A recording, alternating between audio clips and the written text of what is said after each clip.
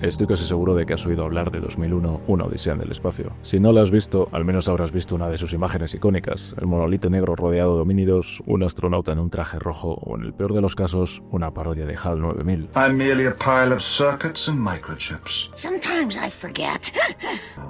Yes. Lo que no puedo garantizar es que hayas leído el libro, y deberías. A diferencia de muchas películas basadas en novelas, 2001 no empezó como un libro, ni tampoco el libro se escribió a raíz de la película. Stanley Kubrick y Arthur C. Clarke desarrollaron la historia juntos, con la intención de crear algo que explorara la evolución humana, la inteligencia artificial y la posibilidad de vida extraterrestre. Básicamente querían hacer ciencia ficción que no tratara a la audiencia como si fueran niños, y lo lograron. El resultado fue una de las historias más influyentes del género, una combinación de narrativa visual y escrita que se convirtió en una referencia obligada no solo en la ciencia ficción, sino también en la filosofía y la cultura popular. Así que si solo has visto la película y te pareció un poco incomprensible, dale una oportunidad al libro. Es una experiencia completamente diferente. Y además, ante el papel, nadie puede escuchar cómo tu cerebro hace clic cuando las palabras de Clarke te llevan de la mano, explicando lo que Kubrick solo insinuó con imágenes. Leer 2001 no es solo ver la historia, es entenderla desde dentro, descifrar sus ideas con tu propio ritmo y, lo más importante, formar tus propias respuestas en lugar de quedarte con la duda eterna frente a una pantalla en negro. El proyecto de 2001 nació porque Kubrick y Clarke tenían una obsesión en común, la posibilidad de que existiera vida extraterrestre inteligente y lo que eso significaría para la humanidad. Seríamos hormigas para ellos, aliados, un error evolutivo que debía corregirse, preguntas grandes con respuestas aún más grandes, me temo. Clarke, que vivía en Sri Lanka, recibió un mensaje inesperado. Un conocido en común le dijo: «Oye, Stanley Kubrick quiere hablar contigo». Y claro, cuando el tipo que dirigió Teléfono Rojo o Senderos de Gloria te llama, contestas. Aunque al principio veo ciertas reservas, la admiración del escritor por el director facilitó una colaboración que terminó cambiando la ciencia ficción para siempre. Desde el principio, Clarke tenía claro lo que quería explorar: la existencia de vida extraterrestre, su impacto en la humanidad y la exploración del espacio. Kubrick, por su parte, estaba menos interesado en naves espaciales y más en preguntas filosóficas profundas. ¿Qué pasaría si algo más grande que nosotros estuviera tirando de los hilos? Este concepto, de hecho, se parece más al Fin de la Infancia, una novela de Clarke, que al cuento corto El Centinela, que finalmente inspiró la trama original de 2001, porque es que de hecho el Centinela fue solo el punto de partida. La diferencia clave es relevante. En el cuento, el misterioso monolito deja de transmitir cuando los humanos lo descubren. En la película hace exactamente lo contrario. Empieza a emitir una señal, como si dijera: «Anda, mira, ya han llegado al nivel 2», y así arranca una de las odiseas más fascinantes de la ciencia ficción. Mientras la idea de colaborar tomaba forma, Kubrick y Clarke empezaron a intercambiar referencias cinematográficas, porque si iban a hacer la mejor película de ciencia ficción hasta el momento, al menos querrían saber de dónde venían. Kubrick recomendó Metrópolis, la obra maestra del expresionismo alemán. Clarke, por su parte, sugirió La vida futura, una película británica de los años 30, con una visión más especulativa del futuro. Kubrick la vio y no le gustó. No es que opinara que fuera mala, simplemente no encajaba con lo que tenía en mente. Y como ambos eran genios con egos a la altura de su talento, esto causó un pequeño enfriamiento entre ellos. Nada grave, claro, pero lo suficiente para que cada uno se replanteara por un momento si esta pareja de ensueño iba a funcionar o si debían empezar a verse con otras personas. Al final, Kubrick encontró inspiración en otro lado, con Destino a la Luna y La conquista del espacio, dos películas que, aunque menos filosóficas, tenían algo crucial para 2001, una estética convincente de viajes espaciales. Porque si algo tenía claro Kubrick, era que la ciencia ficción no tenía por qué verse falsa. Iba a hacer que el espacio pareciera real, aunque eso significara volver locos a todos los involucrados en la producción. El proyecto pasó por varias fases y títulos tentativos antes de llegar al icónico 2001, Una odisea en el espacio. Y algunos de estos títulos, bueno, vamos a decir que no habrían tenido el mismo impacto. Entre las opciones estaban, y permitirme la traducción al español, Viaje más allá de las estrellas, que suena muy épico pero es genérico, La conquista del sistema solar, que es básicamente una referencia a la conquista del oeste, de John Ford, Universo, Túnel a las estrellas o Caída planetaria. Nombres interesantes, pero ninguno capturaba la sensación de grandeza y trascendencia que Kubrick buscaba.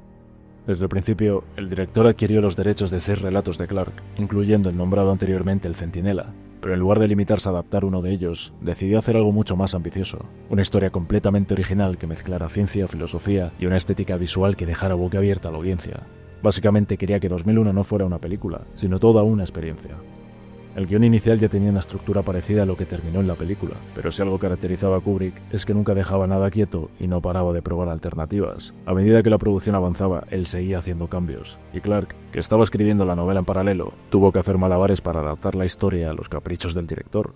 No fue fácil, porque mientras Kubrick tenía el poder absoluto sobre la película, Clarke no tenía ninguna razón para modificar su propia forma de escribir. Y es que mira, en aquel entonces, el cine de ciencia ficción todavía era considerado serie B. Mientras tanto, la literatura de género iba en auge, y ya había visto libros como Fundación de Asimov, Dune de Frank Herbert o Fahrenheit 451 de Bradbury, títulos que redefinieron lo que la ciencia ficción podía ser. Kubrick quería que 2001 rompiera esa barrera y elevara la ciencia ficción cinematográfica al nivel de las grandes obras literarias. Y vaya si lo logró, aunque para Clarke todo este caos creativo fue probablemente más un dolor de cabeza que una revelación artística. Durante los 4 años que duró la producción, la relación entre Kubrick y Clarke pasó por momentos complicados. No es que se odiaran ni nada por el estilo. Bueno, a lo mejor sí, aunque yo eso no lo sé. Pero digamos que tenían visiones bastante distintas sobre lo que 2001 debía ser. Kubrick no quería contar una historia convencional. Su objetivo era provocar sensaciones, lanzar preguntas al aire y dejar que el espectador se sintiera pequeño y confundido en el vasto universo. Clarke, en cambio, era un escritor de ciencia ficción dura, lo que significa que le gustaba explicar las cosas con detalle y con peso racional basado en la ciencia. Esto, como era de esperarse, llevó a algunos choques creativos. La diferencia más grande entre ambos era el control que tenían sobre el proyecto. Kubrick podía hacer y deshacer a su antojo. Si algo no le convencía, lo eliminaba, aunque ya estuviera en la fase de edición. Clarke, por otro lado, tenía una preocupación mucho más terrenal. Necesitaba ingresos, necesitaba dinero. Con los retrasos en la producción, el escritor tuvo que negociar un adelanto con una editorial para publicar la novela antes del estreno de la película. Y ahí nació otro problema. A Kubrick no le encantaba la idea de que la novela llegara antes. Vamos, que no quería, porque esta tenía más información y explicaciones que podían influir en la percepción del público. Básicamente, Kubrick quería que el espectador experimentara la película sin un manual de instrucciones, y Clarke, pues, escribió el manual. Esta tensión se refleja en las diferencias entre ambas versiones de la historia. Una de las más notables es el destino final de la misión. En la película la nave llega a Júpiter, mientras que en la novela se dirige a Saturno.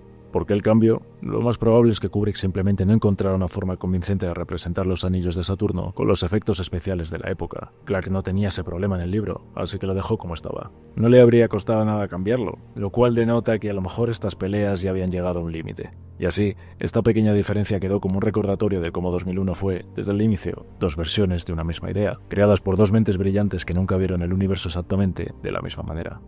Si hay algo que 2001 hace mejor que cualquier otra película de ciencia ficción, es dejarte con más preguntas que respuestas. Y eso no es accidental. Kubrick quería que cada espectador interpretara la historia a su manera, mientras que Clarke, fiel a su estilo, prefería explicar las cosas con un poco más de claridad. El escritor no inventaba cosas por su cuenta. Lo que hacía era adaptarse a los constantes cambios de Kubrick, quien en su afán de mantener el misterio, iba eliminando todo lo que consideraba demasiado obvio. Por eso, cuando alguien te cuenta una teoría loca sobre la película que no tiene ni el más mínimo respaldo en el libro, es probable que sea un puro ejercicio de imaginación, lo cual, dicho sea de paso, tampoco está nada mal. Kubrick quería que el público se estrujara los sesos tratando de entender su obra, así que misión cumplida. La novela, por otro lado, facilita mucho más la comprensión de lo que realmente está pasando. Explica conceptos clave como la evolución humana y el papel del monolito como catalizador de la inteligencia. Pero aquí está el truco. Aunque el libro ayuda a descifrar la historia, la película tiene un impacto visual y emocional imposible de igualar con palabras. Al final, 2001 dejó su marca en la ciencia ficción de dos maneras distintas. La película revolucionó el cine con su ambición estética y narrativa, mientras que la novela sigue siendo una fuente fascinante para quienes quieren entender, o al menos intentarlo, qué narices estaba pasando en la pantalla. Dos obras diferentes, nacidas del mismo proyecto, con un solo objetivo: hacerte mirar al cielo y preguntarte si realmente estamos solos, y qué conllevaría la ausencia de esta soledad.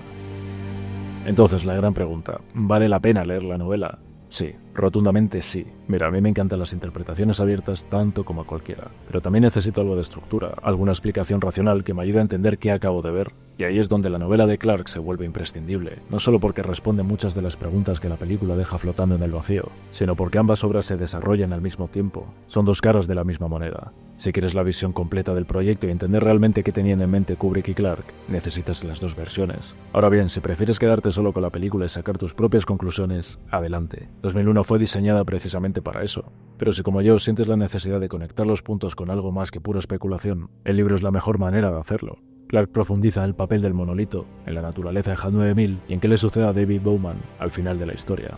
Y hablando de HAL 9000, su papel en la trama sigue siendo uno de los mayores debates de 2001. ¿Por qué actuó como lo hizo? ¿Se volvió loco? ¿Estaba protegiendo la misión de los humanos en lugar de al revés? ¿Tenía un cable pelado? ¿O qué pasaba ahí? Bueno, pues la película deja esto a la interpretación, pero en la novela hay muchas más pistas. Así que si no quieres enredarte en discusiones basadas en suposiciones un poco vagas, leer el libro te dará una ventaja estratégica. Otro punto a favor de la novela es la ciencia. Mientras que la película sugiere muchas cosas de forma visual y simbólica, Clarke se toma su tiempo para explicarlas con precisión. Cómo funciona la Discovery One, cómo opera la inteligencia artificial, cómo sobreviven los astronautas en hibernación. Si te gusta la ciencia ficción dura, en la que se apoya en principios científicos reales, el libro te va a gustar. Y hay algo más, en la novela puedes conocer los pensamientos y emociones de los personajes, algo que la película, por su estilo minimalista y silencioso, no permite. Kubrick te lanza una experiencia sensorial y filosófica. Clarke te da una historia más estructurada, más clara, pero igual de profunda. Así que si después de ver la película te quedaste con preguntas sin respuesta, dale una oportunidad al libro. Puede que descubras que la Odisea es aún más fascinante de lo que imaginabas. O tal vez te des cuenta de que la incertidumbre tenía su encanto y que a veces no saberlo todo hace que la historia sea aún más grande. Es tu decisión. Por cierto, si todo esto te ha dejado con ganas de más, te recuerdo que ya hice un vídeo dedicado a la película, te dejo el enlace en la descripción. También he dejado una reseña del libro en mi perfil de Goodreads, por si quieres echarle un vistazo. Y oye, si quieres echarme una mano, puedes compartir mis vídeos, suscribirte, dejar un me gusta, un comentario, simplemente recomendar mi trabajo a alguien que pueda interesarle. Todo eso ayuda mucho más de lo que parece.